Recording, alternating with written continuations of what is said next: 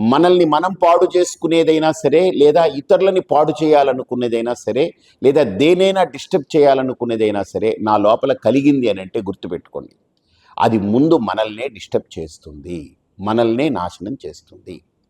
అగ్గిపుల్ల అనుకుంటుంది నేను పెద్ద గడ్డిమేటు నేను కాల్చి పాడేస్తాను ఇప్పుడు అనుకుని అగ్గిపుల్ల బయలుదేరింది. ఒక ఆయన ఆపాడు, "ఒసే నువ్వు ఎక్కడికి వెళ్తున్నావు అంటే నేను ఆ గడ్డిమేటుని కాల్చాలని." "నువ్వు ముందు ఆగు, ముందు నువ్వు తగలడిపోతున్నావు చూసావా నువ్వు" అని. అప్పుడు అది ఆగింది. అరే నిజమే కదా, దాన్ని కాల్చడం అనేటువంటి ఆలోచనతో నన్ను నేను కాల్చుకుంటున్నాను, ఇది నేను మర్చిపోయాను అనుకుంది.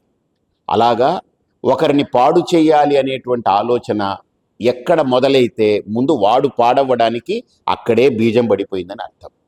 ప్రకృతి మనకు చూపిస్తుంది కళ్ళారా. ఒకరు కళ్ళ ముందు మనకు ఎన్నో ఎగ్జాంపుల్స్ కనపడుతున్నాయి.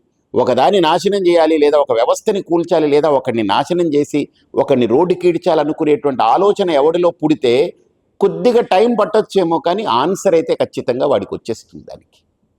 కాబట్టి దయచేసి మనం ఒక సాధకులుగా, ఒక మంచి మానవత్వంతో మనిషిగా బ్రతకాలి ఈ సమాజంలో అనుకుంటే, ఇంకొకరిని ఇబ్బంది పెట్టాలి, ఇంకొకరిని డిస్టర్బ్ చేయాలి, ఇంకొకరిని నాశనం చేయాలి, ఇంకొకరిని ఏడిపించాలి, ఇంకొకరిని బాధ పెట్టాలనే ఆలోచన మీలో బయలుదేరిందా, మిమ్మల్ని మీరే కాల్చుకుంటున్నారు. ఇది రాసి పెట్టుకోండి.